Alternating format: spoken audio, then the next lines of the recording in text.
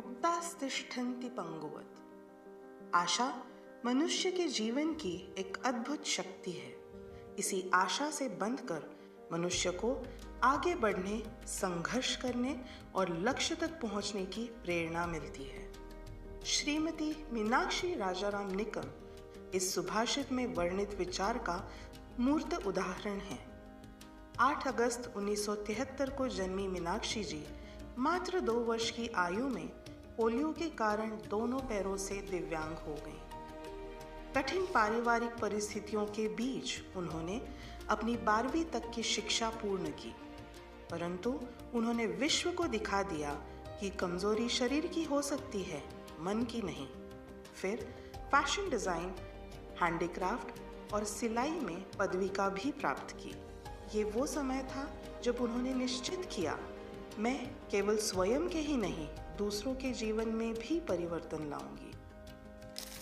वर्ष 1994 में मीनाक्षी जी ने राज क्लासेस इस आस्थापना का आरंभ किया। इसी के माध्यम से पूर्ण रूप से निःशुल्क प्रशिक्षण विशेषतः उन महिलाओं के लिए जो दिव्यांग थी, संघर्षरत थी, होना प्रारंभ हुआ। आज इस अभियान से 2000 से भी अधिक महिलाएं प्रशिक्षित होकर आत्मनिर्भर बन चुकी हैं। 2016 में स्वयंदीप नामक परियोजना प्रारंभ की गई, जहां दोनों पैरों से दिव्यांग बालिकाओं का परिपालन करना, उन्हें पढ़ाना और आगे बढ़ने के लिए प्रेरित करना, ये सब कार्य एक ही छत्र के तले संपन्न हो रहे हैं। 20 से अधिक युवतियां आज अपनी आय से अपना जीवन संवार रही हैं। उन्होंने दिव्यांग व्यक्तियों के लिए रोजगार शिविर तथा पुनर्वास कार्यक्रमों का आयोजन किया और सैकड़ों दिव्यांगों को ट्राइसिकल, व्हीलचेयर और हियरिंग एड्स भी दिलवाए। मीनाक्षी जी एक लेखिका हैं, मार्गदर्शक हैं, वक्ता हैं और अनगिनत जीवनों की प्रेरणा भी हैं। उनके इस योगदान के लिए उन्हें अनेक पुरस्कारों से सम्मानित किया गया है, जिनमें समाज भूषण, तेजस्विनी, प्रेरणा तथा जी टीवी द्वारा उन्स माझा झोका सम्मान इनका समावेश है। आज आदरणीय मीनाक्षी जी निकम की जीवन यात्रा को जानते हुए विख्यात कवि शिवमंगल सिंह सुमन जी की काव्य पंक्तियां स्मरण में आती है। क्या हार में क्या जीत में, किंचित नहीं भयभीत में। संघर्ष पथ पर जो भी मिले, ये भी सही वो भी सही। वरदान मांगूंगा नहीं, पर हार मानूंगा नहीं। मीनाक्षी जी, आपकी इस प्रेरक यात्रा के पड़ाव पर आपके समर्पित कार्य को वंदन करते हुए और आपके सहयोगी कार्यकर्ताओं का अभिनंदन करते हुए आपको बाया कर्वे पुरस्कार से सम्मानित कर हम महर्षि कर्वे स्त्री शिक्षण संस्था कृतार्थ हैं।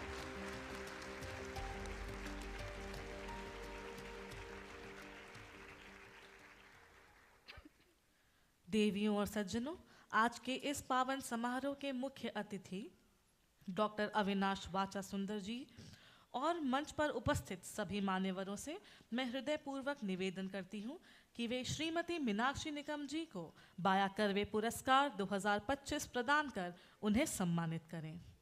आइए हम सभी जोरदार तालियों के साथ इस गौरवपूर्ण क्षण का स्वागत करें। निज कर्तृत्वाने, नटवो निज कर्तृत्वाने। समाज जीवन भारुनिटाकू, चैतन्याने मानाने। वैभवशाली भवितव्याला, नटवो निज कर्तृत्वाने, नटवो निज कर्तृत्वाने। दशशतकां से दैन्य टाकुनी, जागृत करूया जनशक्ती। पराक्रमाची अनप्रतिभेची, जगा सदावू अभिव्यक्ती। राष्ट्रपुरुष हा सुदृढ करूया पुन्हा एकदा यत्नाने, नटवू निज कर्तृत्वाने, नटवू निज कर्तृत्वाने. दशशतकांचे दैन्य टाकुनी जागृत करूया जनशक्ती, पराक्रमाची अन प्रतिभेची जगास दावू अभिव्यक्ती. राष्ट्रपुरुष हा सुदृढ करूया पुन्हा एकदा यत्नाने, नटवू निज कर्तृत्वाने, नटवू निज कर्तृत्वाने. सागर लाटा रोज सांगती नव्या युगाची आव्हाने, गिरिशिखरातुनी ऐकू येती मायभूमीची जयगाने. ती यह सम्मान केवल एक पुरस्कार नहीं है, बल्कि यह मीनाक्षी जी के अतुलनीय योगदान के प्रति हमारी कृतज्ञता और समाज की ओर से उनके अभिनंदन का प्रतीक है.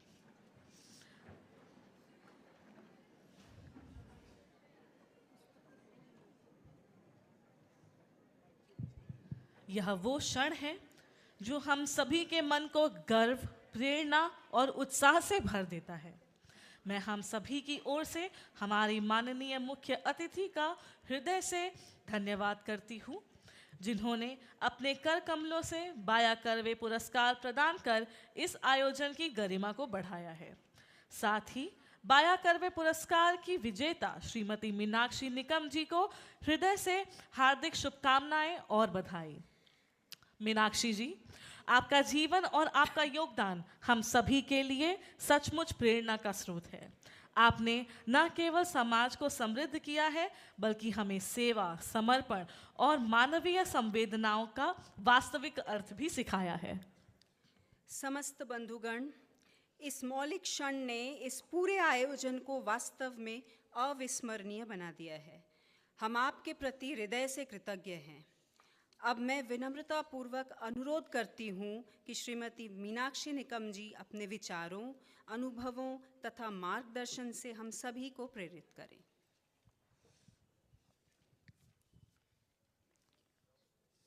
भारत मातेला वंदन करून आदरणीय अण्णा,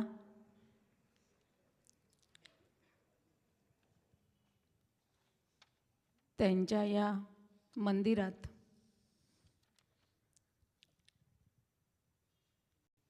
या कार्यक्रमानिमित्त बसलेले आदरणीय सन्माननीय व्यासपीठ पुरस्कार समिती आणि आजचा हा तुम्ही सगळ्यांनी भरभरून प्रेमाने दिलेला हा सन्मान, खरं तर हा सन्मान माझ्यासाठी खूप मोठी जबाबदारी आणि एक मोठा विश्वास आहे.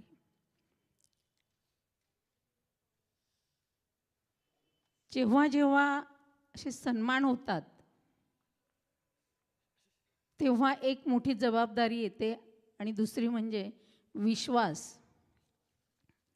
ज्यांनी खूप विश्वासाने पुरस्कार समिती असेल, अदृश्य अशी शक्ती आहे तिथे जिथपर्यंत नाव पोचलं असेल, अशा शक्तीमुळे त्यांचे मनापासून मी आभार मानते. आणि एक मला विश्वासपात्र ठरवलं आणि माझी जबाबदारी वाढवली. कारण हे जे दिव्यांगांचं काम आहे, जे स्वयंदीप आहे, हा स्वयंदीपचा दिवा हा सतत जळत राहतो आणि जळताना एक असतं की कुणीतरी प्रकाशमान होतंय.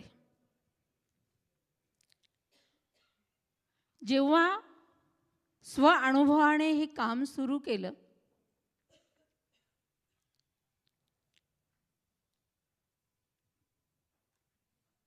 आज मला अभिमान वाटतोय, भरूनही आलंय की अण्णांनी, बाया कर्वेंनी जे काम सुरू केलं होतं, त्यांनी जे मंदिरं उभारले, त्या मंदिराचा छोटासा दगड होण्याचे पात्र मला ठरवलं, त्याबद्दल मी तुमचे सगळ्यांचे मनापासून आभार आहे.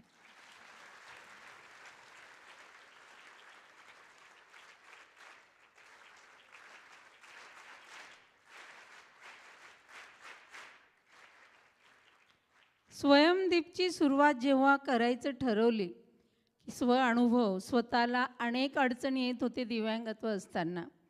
कारण आता जरी मी तुम्हाला व्हीलचेअरवर बसलेली दिसत असेल, पण त्या व्हीलचेअरवर बसायला सुद्धा मला 2 जणांची मदत घ्यावी लागते. हे सगळं स्व अनुभव होतं की हे कुठेतरी काहीतरी झालं पाहिजे, मी काहीतरी केलं पाहिजे, आणि करण्याच्या संधी मला मिळत गेल्या. वयाच्या 12व्या वर्षी वडील गेले आणि कुटुंब सावरण्याची संधी, कुटुंबासाठी काहीतरी करण्याची संधी मिळत गेली. मी काहीतरी करू शकते ही संधी मला मिळाली. आणि रात्रंदिवस काम करणं, कष्ट करणं, हे करत असताना वाटायचं की हे स्वतःचं पोट भरून फार काही मोठी गोष्ट होत नाही आहे, मला काहीतरी करायचं आहे माझ्या दिव्यांग भगिनींसाठी. आणि मी सहज विचारलं की मला स्वयंदीप निवासी प्रकल्प सुरू करायचा आहे, कारण दिव्यांग भगिनींना मला प्रशिक्षण देऊन त्यांना रोजगार द्यायचा आहे, त्यांना सक्षम बनवायचं आहे. तर त्यासाठी त्यांना ग्रामीण भागातून शहरात येणं शक्य होत नाही, इथपर्यंत पोहोचणं शक्य होत नाही, तर मला निवासी केंद्र सुरू करायचं आहे. तर मला एक प्रश्न विचारला गेला, तो मला आवर्जून सांगावंसं वाटतोय आज, पण निगेटिव्ह म्हणून नाही सांगायचं वाटतं मला, कोणाचं तक्रार म्हणून नाही. जे सत्य होतं त्यांनी जे मला सांगितलं, त्यांनी मला सांगितलं की मला आधी सांग तुझ्याजवळ काय आहे, कारण तुझी परिस्थिती अशी आहे आणि पुन्हा तशा परिस्थितीच्या मुलींना तू सांभाळणार आहे, तर तुझ्याजवळ काय आहे तू आधी सांग. मी थोडा विचार केला आणि सांगितलं, माझ्याकडे फक्त इच्छा आहे, त्याच्या पलीकडे काहीच नाही.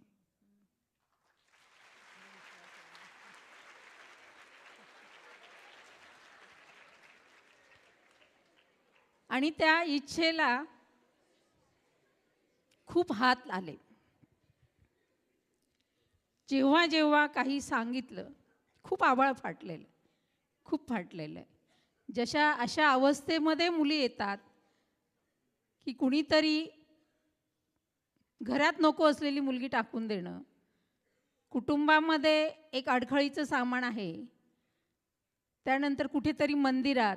स्वयंदीपची सुरुवात करायचीच होती, पण लगेच सुरुवात करायची ही अशा परिस्थितीच्या मुलीकडून शिकलं गेलं की अंध मुलगी 22 वर्षाची ताई, तिचे पालक आमच्याकडे आले आणि सांगितलं की माझ्या सुदृढ मुलाचं लग्न जमत नाही, ही मुलगी घरात आहे, तर हिला कुठेतरी टाकता येईल का. आणि मग माझी रात्रीची झोप गेली की आत्ता काहीतरी केलं पाहिजे, फक्त विचार करून चालणार नाही. आणि मग सुरुवात केली, भाड्याने घर बघितलं आणि मग एक एक एक एक एक एक सगळे. पण खरं सांगू का, एक श्रद्धा आणि विश्वास खूप महत्त्वाचा असतो.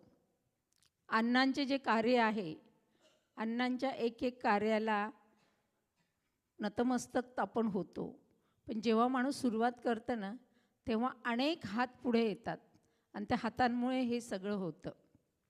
आमचं एवढं आभाळ फाटलेलं असताना तुमच्यासारखे आभाळाचे खांब आमच्याकडे आहेत, म्हणून आमचं सगळं सावरलं गेलेलं आहे.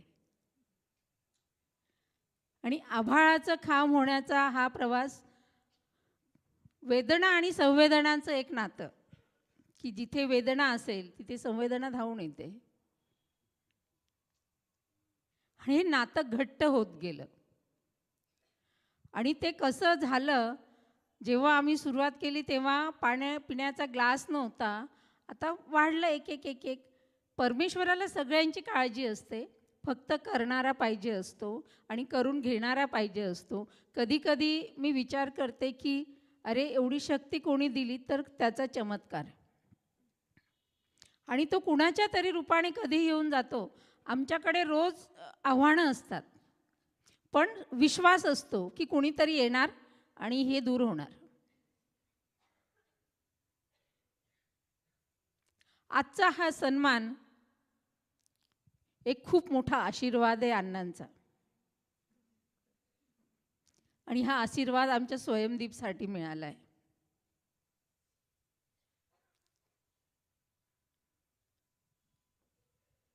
महर्षी बाया कर्वे संस्थेचा सन्मान होणार आहे असा मला जेव्हा फोन आला, तेव्हा मी मनाला 2 ते 3 गोष्टी सांगितल्या. आजपासून अजून एक तुझी जबाबदारी वाढणार आहे की अण्णांचं नाव जर जिथे जोडलेलं आहे, बायांचं नाव जिथे जोडलेलं आहे, तसं काम तुला करावं लागणार आहे. आपण 2 क्षेत्रांमध्ये काम करतो. स्वयंदीपचं काम 2 क्षेत्रांमध्ये असतं, एक दिव्यांग आणि एक विधवा. दिव्यांगत्व हे स्व अनुभवाचं होतं आणि वैधव्य माझ्या आईचं होतं. माझी आई वयाच्या 32व्या वर्षी विधवा झाली होती.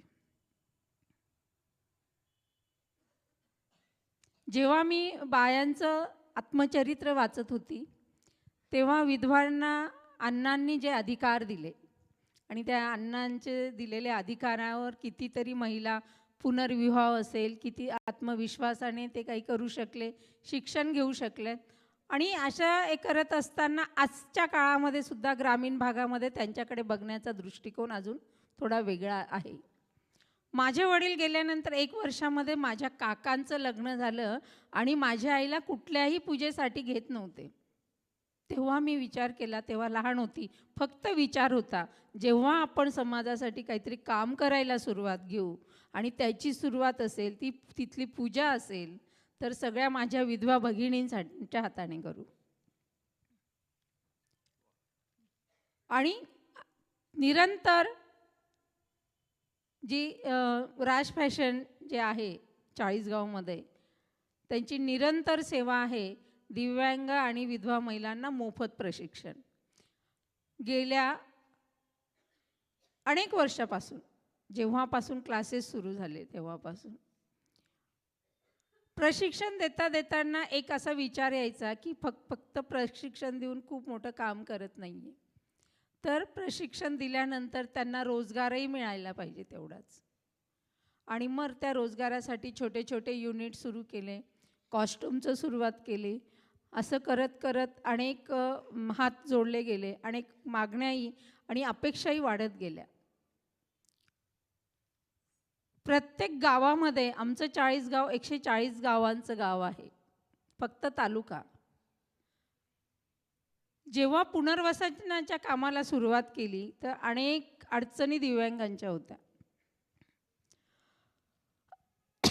वाचासुंदर सर, मला तुम्हाला सांगायला आनंद वाटेल, 1989 मध्ये जेव्हा दिव्यांगांचं सर्टिफिकेटचं काम करायचं होतं आणि तेव्हा जे बघितलं की 95% दिव्यांगांजवळ सर्टिफिकेट नव्हतं. आणि जिल्हास्तरीवर जाण्यासाठी जो त्रास व्हायचा तो स्वतः अनुभवला होता. वयाच्या 16व्या वर्षी कोणीतरी सांगितलं, संजय गांधीचं तुला करायचं आहे, पण त्यासाठी सर्टिफिकेट लागेल. आणि मग भाऊ, तेव्हा माझ्याकडे व्हीलचेअर नव्हती, 3 चाकी सायकल नव्हती. आई आणि भाऊ जेव्हा खांद्यावर घेऊन जळगावला गेले, तिथे रेल्वेचा जिना चढायचा, तिथे जाऊन रिक्षाचा संप, आणि तिथे गेल्यानंतर डॉक्टर दिवसभर आले नाही. आणि मग ते सगळं दुःख समोर दिसत होतं.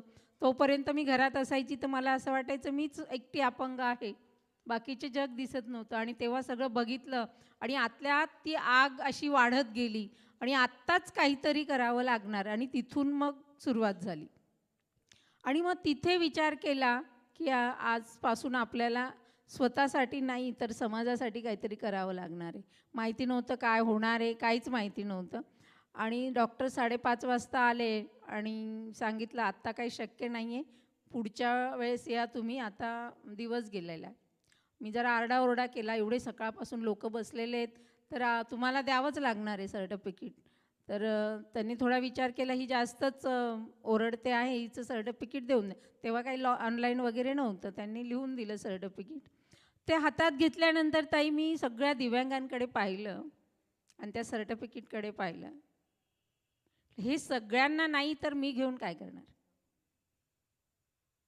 आणि त्या क्षणाला ते सर्टिफिकेट फाडून डॉक्टरांकडे देऊन टाकलं. आणि तेव्हापासून मी सर्टिफिकेटचा वापर करणार नाही, पण माझ्या दिव्यांग सगळ्या वर्गाला तुम्हाला तालुक्यावर सर्टिफिकेट द्यायला यावं लागेल. हे तेव्हा त्यांना सुणून आली, पण पुढे काय होणार माहिती नव्हतं. हा सगळा असा प्रवास. आणि हे सगळं बघत असताना नेहमी वाटायचं की फक्त कुबड्या आणि सायकलीने दिव्यांगांचा प्रश्न कधीही सुटणार नाही. फक्त सिंपत्ती मिळत राहील. जसं मी नेहमी म्हणत असते की एक दिवसाची पुरणपोळी नको, कायमची भाकरी द्या. आणि त्यांना समाज प्रवाहामध्ये आणायचं आहे. मग समाज प्रवाहामध्ये नुसतं कुबड्या देऊन येणार नाहीत ते, तर त्यांना समाजाच्या बरोबरी नेण्यासाठी आपण काय करू शकतो. आणि मग त्यांच्या क्षमता बघून त्यांना प्रशिक्षण देणं, प्रशिक्षण देऊन त्यांना रोजगार देणं आणि ते रोजगार देऊन त्यांना मार्केटिंग करणं, ह्या सगळ्या गोष्टी हळूहळू सुरू झाल्या. तुमच्या सगळ्यांचे म्हणजे तुमच्यासारख्या सगळ्यांचे हात आहेत तिथे, म्हणून हे सगळं चालू आहे. दिव्यांगांचे प्रश्नांचा आणि विशेष करून महिलांचे प्रश्न असे आहेत. आता त्या दिवशी संस्थेचे अध्यक्ष सचिव ताई आल्या होत्या, त्यांनी त्या एका दिदीची परिस्थिती बघितली, पण अशा खूप आहेत अशा की शब्द नाही आहेत. म्हणजे आमची सुरुवात ही अतिशय खडतड संकटांनी सकाळी होते, संघर्षांनी होते. कोणीतरी 4 वेळा सरकून पडणार, कोणीतरी करणार, पण जगण्याची उर्मी आहे, काहीतरी करायचं आहे. माझी सगळ्या समाजाला ही एक विनंती आहे की तुमच्या आजूबाजूला कुठेही जर तुम्हाला असं काही दिसलं काहीतरी करण्यासारखं, तर आमच्या दिव्यांगांना उभं करण्यासाठी आपण काय करू शकतो तेवढं नक्की करा, नक्की सांगा. आणि पुन्हा मला अजून सांगावंसं वाटतं की हा पुरस्कार घेताना एक असा वेगळा आनंद मला असा आहे की ह्या लोकांची निवड समितीचं कौतुक करण्याचं. बऱ्याच वेळा आता मी मागे 2 पुरस्कार नाकारले, तिथे म्हटलेलं होतं की काय ते शिफारस घेऊन या आमदारांची, खासदारांची काहीतरी. आणि म्हणजे आमच्या ओळखीने वाल्यांनी सांगितलं की अशी अशी जाहिरात आहे आणि ते शिफारस असेल. म्हटलं तो कोणाला तरी द्या, आम्हाला नको. आणि यांची इतकं छान शास्त्री सर आले होते, विद्या मॅडम आल्या होत्या, ह्या मॅडम आल्या आणि कळू नाही दिलं मला काहीच. आम्ही छान गप्पा मारतोय, सगळं काय होतंय आणि विचार नाही ना असं काही होणार आहे, आणि हे काहीच नाही. आणि दुसऱ्या दिवशी मला फोन येतो, तुमची निवड झाली. तर हे सगळं हे ईश्वरी रूप आहे, ईश्वरी कार्य आहे. त्यांनी त्यांचं कार्य करा, पण मला कौतुक ह्या गोष्टीचं वाटतं. इतकं पारदर्शक काम तुमचं आहे, त्याने आम्हालाही बरं वाटतं.